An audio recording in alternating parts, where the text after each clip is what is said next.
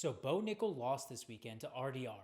And MMA nerds on Reddit are already trying to bury him, calling him a fraud, washed, and overrated. But let's slow down the funeral procession, take a step back, and look at what really happened, and why Bo still has a path forward. Spoiler, it starts with humility, and it ends with Demian Maia. Okay, let's talk about the fight. Bo looked outmatched, physically, strategically, and technically, everywhere. Renier de Ridder is all of 6'4", and it's a miracle that this man consistently makes weight at middleweight. The skyscraper used every inch of that height to impose his will on Bo. By comparison, Bo looked small. Not undersized, just normal in comparison to this giant. But that's not the only reason he lost. In the first round, Bo was able to wrestle a little bit, but he was reversed, swept, and then outmatched on the ground by the better overall grappler in RDR. Momentum had flipped, and things weren't looking good, and then we got round two. De Ridder consistently reversed Bo and pinned him against the fence. While in the clinch, RDR kept unleashing knee after knee after knee. It destroyed Bo in the body. De Ridder used an overhook on one side and then wrist control on the other, and then forced Bo back, allowing open knees the entire round. This would go on to collapse Bo, completely destroying his abdomen. So yes, Bo got humbled. The question is, what does he do next? Let's rewind. Bo Nickal is a collegiate wrestling phenom, but unlike Jordan Burroughs and the David Taylors of the world, he didn't make the impact on international wrestling like they did. While Bo was extremely successful at international competition in the under-23s, at the senior level, he struggled to make an impact. That's not a knock on him. American freestyle wrestling isn't bad, and it's extremely hard to get on the Olympic team.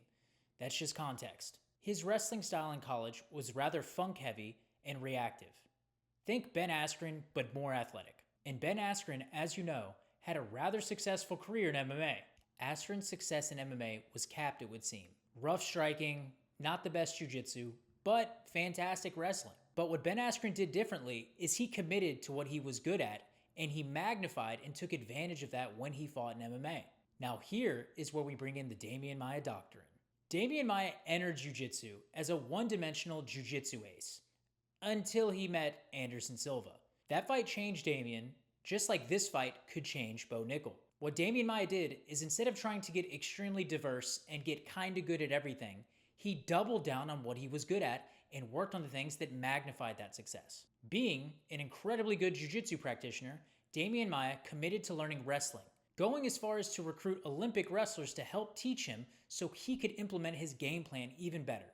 And don't get me wrong, Demian Maia did get better at striking over the years, but there's no question he committed to getting people to the ground at all costs to win the fight and take advantage of the clear advantages he had over every single person in his division. Eventually, he fought and destroyed Ben Askren.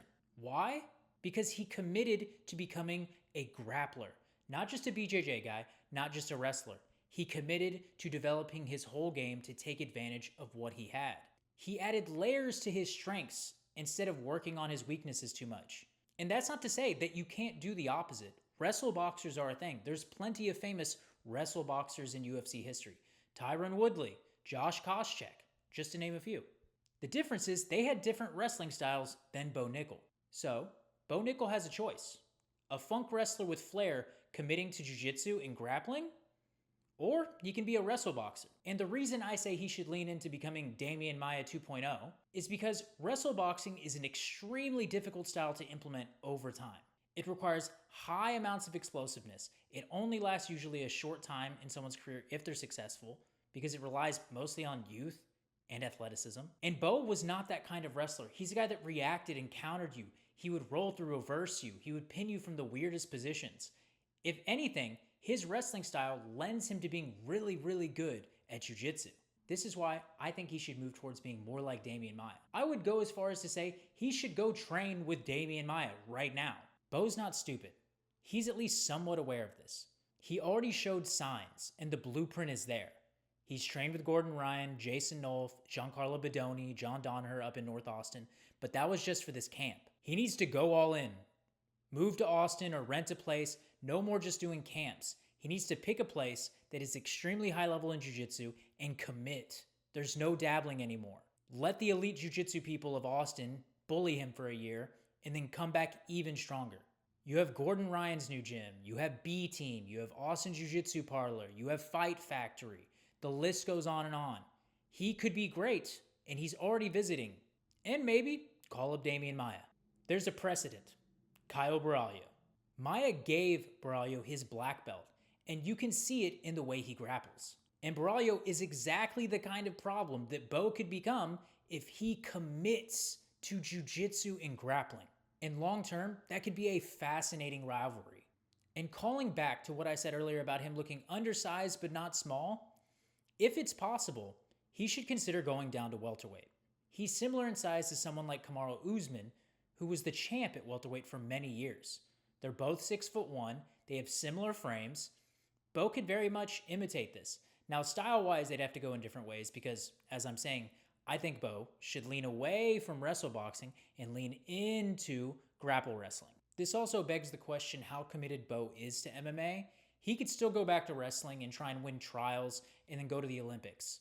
And if he's going to do that, then committing heavily to jiu-jitsu may not be the right decision for him. But I don't know what his plans are. But the smarter move long-term, if he wants to protect his brain, is to lean into his wrestling and learn to grapple better and become, as I've said, Demian Maia 2.0. He needs to improve his transitions from wrestling to jiu-jitsu. He needs to become a terror on the mat, not just a wrestler who's in MMA. And I think the wrestling nerds who have dabbled or moved into jiu-jitsu will agree with this, because Bo's style is built for someone to make this kind of transition, and it doesn't happen very often. A lot of us called for it with Ben Askren, and he did to a certain degree. He had pretty good top pressure, passed pretty well, but he wasn't committed like others are. A great example of someone currently who I think has done this excellently is Khamzat Chimaev. And we all know about the beef they have. Khamzat Chimaev. You're saying that his wrestling is pretty mid. It's trash. I won't even say mid. He's a 3-time Swedish national champion. That's sick. Bo constantly says how he would out-wrestle Khabib, Chimaev, everyone from Dagestan and Chechnya, etc. And there's truth to it. Bo Nickal would almost certainly tech or pin Khamzat Chimaev in a freestyle wrestling match. And Chimaev wasn't bad. He was the national champion of Sweden. But the thing that Chimaev did differently, which is a great example for Bo, is he has leveraged his wrestling to a very high level. Now, early on in his career, he did strike a lot, recklessly even. Look at the Gilbert Burns fight. But over time, he has struck less and less and gotten hit less and less and committed more to what wins him fights. And he's been known for years as a nightmare on the mat. In Sweden at All-Stars Gym, he has been known to submit everybody and out-grapple everybody, weight classes above him, people that have more technical accolades than him. He knew what he was best at and he magnified it. He's an even better example of what Bo should do than Demian Maia, because he was also a wrestler first. Now, after that last fight, Chimaev probably finishes Bo in the first round based on what we saw. But I still think Bo's right. He'll probably tech him in wrestling. But MMA ain't wrestling. He still has time. He seems humble, and he's well-spoken, and he owned the defeat in his interview with Ariel Helwani.